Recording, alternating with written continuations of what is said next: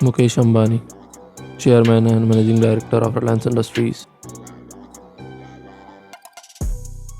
Gautam Adani, Founder of Adani Group.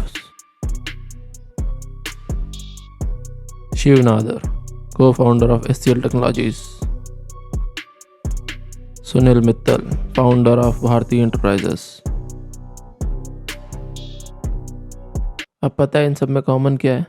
आप बोलोगे हाँ ये सब इंडिया के रिचेस्ट लोगों में से एक है, बट इन लोगों ने इंडिया के एजुकेशन सिस्टम को समझा है। एक बार ये सुनो। That there is a huge gap between education and employment.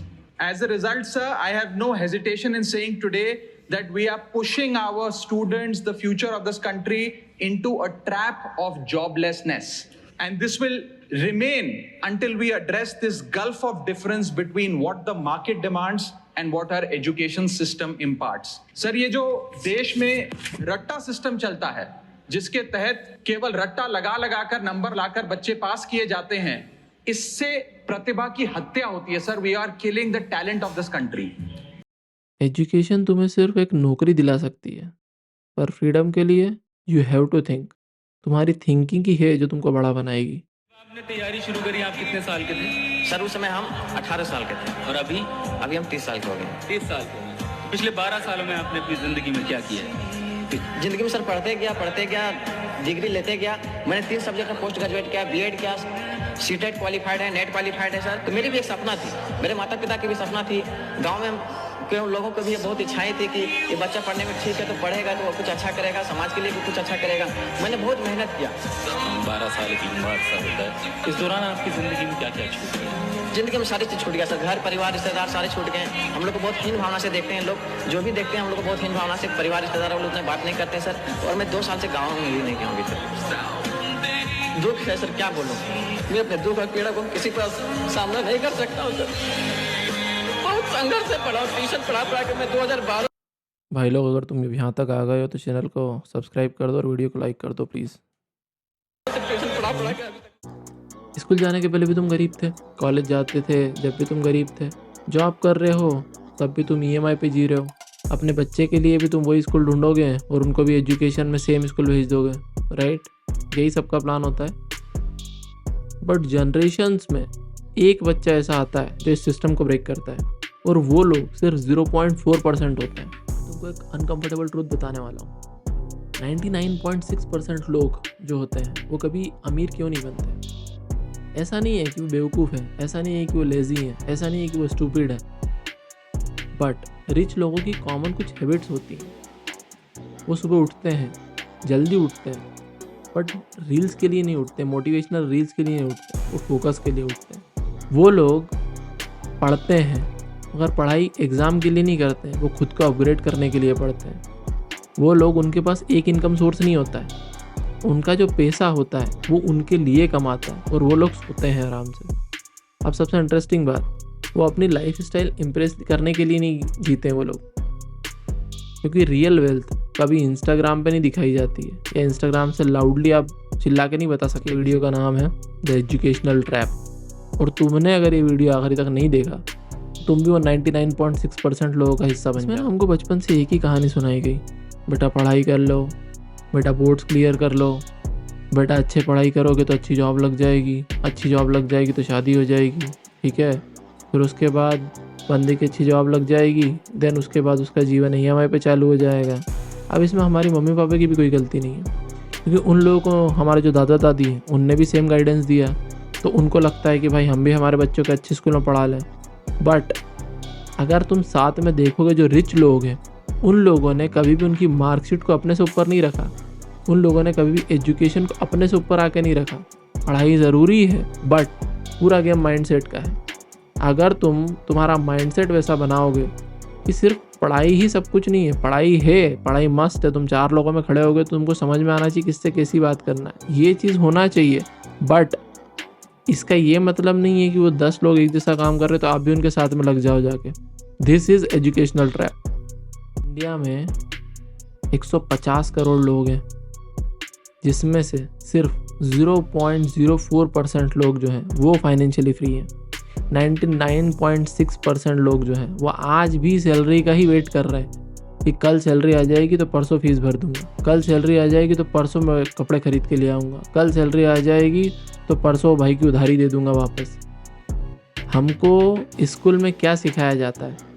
हमको स्कूल में जो सिखाई जाती है वो चीज़ें ये हैं कि भाई रट्टा मारना सीख जाओ, ठीक है, रट्टा मार लोगे तो पेपर से पास कर लोगे, तुम आंसर याद कर लो, डिसिप्लिन में रहो, अथॉरिटी जितनी भी होती है वो फॉलो करो।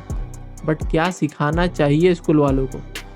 जो स्कूल वालों को सिखाना चाहिए वो तो स्कूल वाले कभी ध्यान देते नहीं उन चीज़ों पे।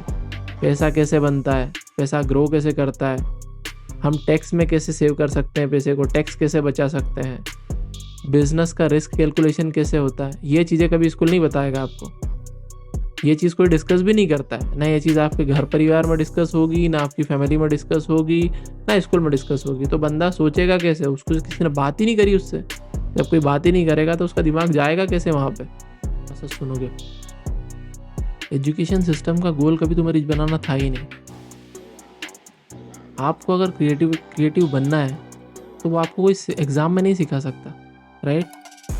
आपको अगर क्यूरियोसिटी जानना है किसी चीज़ की है तो आपको सिलेबस में नहीं मिलेगी, आपको रिस्क लेना पड़ेगा, राइट? आधा भारत सरकारी जॉब के लिए दौड़ रहा है। क्यों दौड़ रहा है? कि भाई हमको रिस्क नहीं लेना है, हमको सेफ जॉब चाहिए, हमको ले ऑफ में हमारी जॉब चली जाएगी, तो हमको वो 2 लाख 3 लाख रुपए की जॉब नहीं चाहिए, हमको 50,000 की जॉब चाहिए मगर सरकारी नौकरी होना चाहिए। क्यों? आपको रिस्क ही नहीं लेना है, आप सिर्फ सेफ्टी ढूंढ रहे हो, राइट? इसीलिए पूरा आधे से ज़्यादा भारत इन्हीं चीज़ों में लगा हुआ है कि भाई एक बार सरकारी नौकरी लग गई ना, फिर देखो मैं क्या क्या करता हूँ। सिस्टम को पता है थिंकर्स नहीं चाहिए, इनको सिर्फ फॉलोअर्स। इनको पता है जॉब बुरी चीज़ नहीं है, रिस्पेक्ट सब डिजर्व करते हैं, बट जॉब को भगवान बना लेना ये चीज़ गलत है। सैलरी का मतलब होता है तुम अपना टाइम बेच रहे हो, राइट? आप 9 से 6 जॉब कर रहे हो तो बेसिकली आपने आपके 7-8 घंटे दिए और उसका आपको एक फिक्स पे मिल रहा है, राइट? आप आपका टाइम बेच रहे हो, उसके बिहाफ पे आपको पैसा मिल रहा है। ये एक एक्टिव इनकम बोलते हैं जिसको। अब हर साल जो है वो इन्फ्लेशन बढ़ रहा है एक तरफ से, ठीक है? इन्फ्लेशन आपको हर साल थोड़ा थोड़ा गरीब बनाते जा रहा है। अब क्या हो रहा है साथ में? बच्चे की फ़ीस बढ़ रही है, ठीक है, आपके स्कूल की फ़ीस बढ़ रही है, रेंट बढ़ रहा है, ज़्यादा कमाने लगते हो, फिर आप सोचते हो कि बस एक इंक्रीमेंट और मिल जाए, एक इंक्रीमेंट मिल जाएगा। अब तुमको जैसे एक इंक्रीमेंट मिला उसके साथ में तुम्हारा टैक्स बढ़ जाता है, स्ट्रेस बढ़ता है और टाइम कम हो जाता है। और रिच लोग क्या करते हैं यहीं पे? वो लोग को पास सैलरी तो आती नहीं है, राइट? बट उनका जो पैसा काम करता है वो उनकी सैलरी बना के देता है उनको रिटर्न में। अब बात करते हैं सबसे डेंजरस चीज़ की, EMI कल्चर। एक 21-22 साल का लड़का आईफोन लेके चल रहा है EMI पे, बाइक लेके चल रहा है EMI पे, ट्रिप्स कर रहा है क्रेडिट कार्ड्स पे। सिर्फ एक रीज़न है, लोग क्या कहेंगे, राइट? सबके दिमाग में होता है ये चीज़ कि लोग क्या कहेंगे। इंस्टाग्राम पे लगता है सब सक्सेसफुल है, सब घूम रहे हैं, सब लग्जरी जी रहे हैं, पर रियलिटी में zero savings, negative net worth, anxiety, pressure. Education तुम्हें सिखाती है कि भाई अच्छी लाइफ इक्वल्स टू अच्छी जॉब, राइट? ये तुमको एजुकेशन सिस्टम सिखाता है। पर तुमको कोई ये सिखाता है कि भाई अच्छी financial planning equals to peaceful life. सोचो अगर तुमको स्कूल ये सब सिखाता कि बिज़नेस कैसे स्टार्ट करना है, फेलियर्स कैसे हैंडल करना है, इन्वेस्टिंग कैसे शुरू करना है, तो ये होता क्या कि लोग भीख मांग रहे हैं जॉब्स के लिए, या लोग डिपेंड रह रहे हैं सिस्टम पे कि भाई भयंकर बेरोजगार है, पूरे भारत में अनएम्प्लॉयमेंट फैला हुआ है। या लोग ऐसे तुमको बोलते क्या कि भाई इसके पास जॉब नहीं है या उसके पास जॉब नहीं है, या 2025 में इतना अनएम्प्लॉयमेंट फैला हुआ है। ऐसा क्यों हो रहा है? क्योंकि एजुकेशनल सिस्टम ही ऐसा डिज़ाइन किया गया है कि तुम उस एजुकेशनल ट्रैप में फंसे रहो, तुम इंडिपेंडेंट होकर कुछ काम कर ना पाओ। और जितना सबसे बड़ा रिस्क जो सिस्टम को है वो इंडिपेंडेंट लोगों से ही है, क्योंकि इंडिपेंडेंट लोग ही सबसे ज़्यादा डेंजरस होते हैं सिस्टम के लिए। इसलिए तुम्हें डिग्री मिलती है पर डायरेक्शन नहीं मिलता, मार्क्स मिलते हैं पर उसके साथ में मनी सेंस नहीं मिलता कि इस पर्टिकुलर पैसे को आपको इन्वेस्ट कैसे करना है, कहाँ डालोगे, उससे इम्पोर्टेंट बात। क्या इस स्टेप से निकल सकते हैं? हाँ, बिल्कुल निकल सकते हैं। अपनी जो स्किल्स हैं उनको बढ़ाओ, मल्टीपल इनकम सोर्स का सोचो, कैसे बढ़ा सकते हो अपने पैसे को, अगर 9 to 5 कर रहे हो तो उसके अलावा कुछ टाइम बच रहा है क्या मेरे पास, और कहीं से पैसा बना सकता हूँ क्या मैं? अपनी स्किल्स को एनहांस करो, सबसे बड़ी चीज़। सेकंड इम्पॉर्टेंट टिप, लोन से 10 कदम दूर रहो। ये जो चल रहा है ना भाई, credit card, zero interest EMI, कुछ भी ज़ीरो नहीं होता है। अगर एक दिन तुमने गैप कर दी, अगर तुमने एक दिन EMI पे नहीं की, तो क्रेडिट कार्ड पे 36% इंटरेस्ट रेट लगता है। तो लोन से EMI से तो 10 कदम दूर रहो। सबसे बड़ी चीज़ ये है, एक बार पैसा कम सेव करोगे वो पुट जाएगा, मगर EMI अगर इसमें फंस गए तुम एक बार, इससे बाहर आना बहुत मुश्किल है भाई लोग। तो इसलिए अपनी स्किल एनहांस करो, खुद को सेव करो, लोन से बहुत दूर रहो। ये सोचो कि और पैसा कहाँ से बन सकता है, multiple source, income source create करवाता। अपनी थिंकिंग बदलो। तुमको स्कूल ने ना एम्प्लॉय बना दिया है, थोड़ा बड़ा सोचो, एम्प्लॉयर बनने का सोचो, जॉब्स क्रिएट करो, जब आएगा पैसा। 0.6% लोग अमीर क्यों नहीं बनते हैं? क्योंकि वही करते हैं जो उनका अड़ोसी पड़ोसी कर रहे हैं, जो उनके साथ वाले कर रहे हैं। अब ऑब्वियस है कि उस रोड पे चलोगे जहाँ पे सब चल रहे हैं, तो वहीं पहुँचोगे जहाँ पे वो लोग पहुँचे। डेस्टिनेशन कैसे बदलेगा?